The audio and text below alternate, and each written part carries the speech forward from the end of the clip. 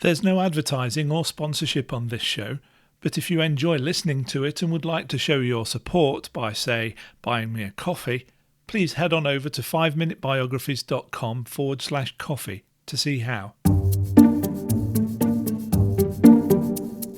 Welcome to the 5-Minute Biographies podcast, where every week we tell you interesting things about interesting people in about 5 minutes.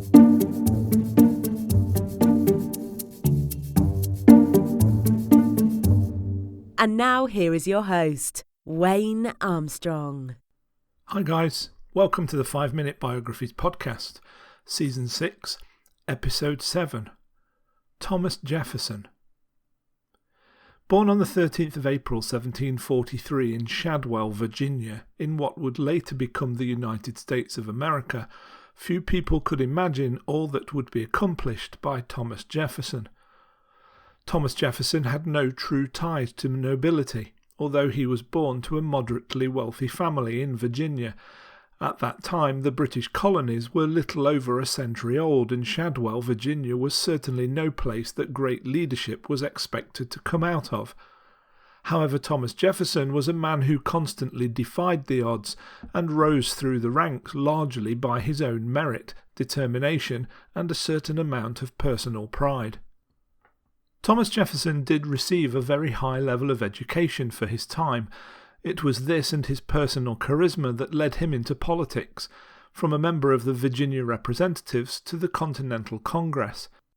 It was there in Congress that his most important and lasting contributions to American society would be made.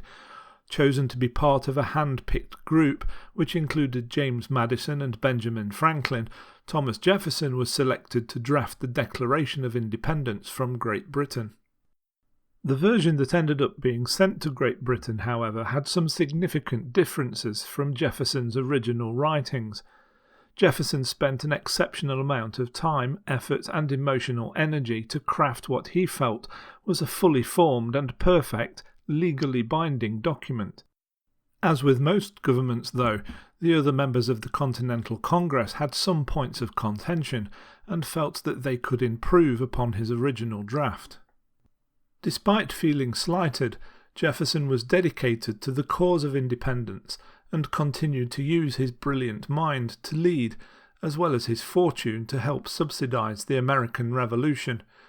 During the war, he would lend his exceptional experience to the American diplomatic mission to France, along with Benjamin Franklin.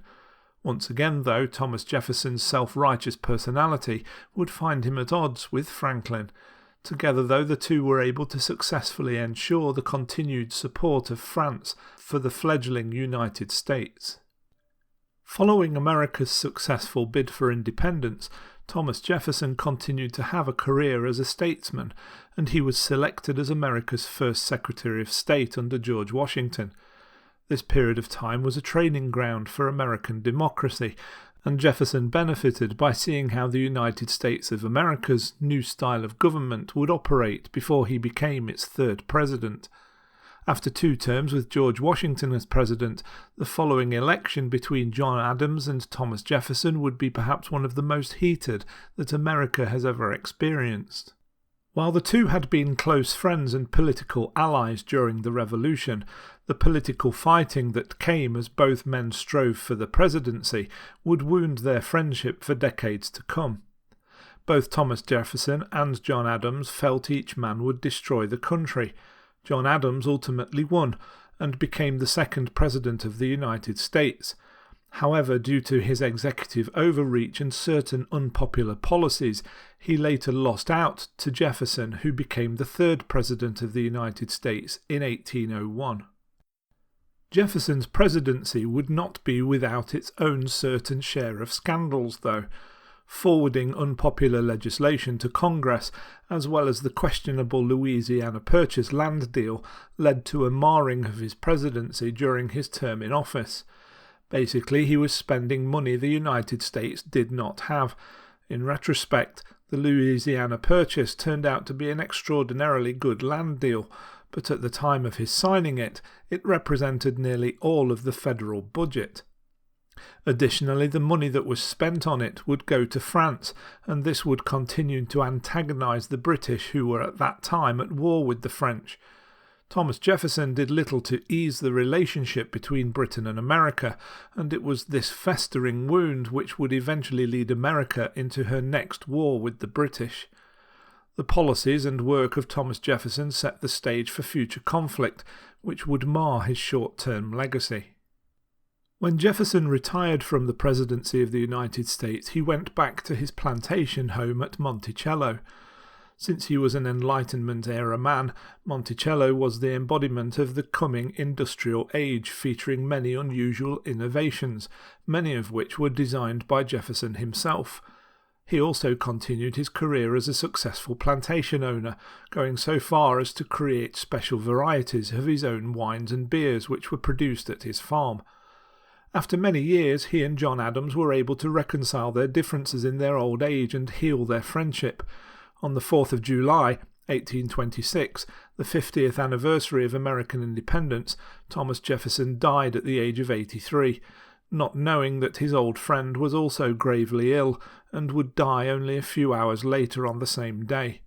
Despite the tumultuous times that Jefferson grew up in and lived through, his legacy is decidedly a positive one.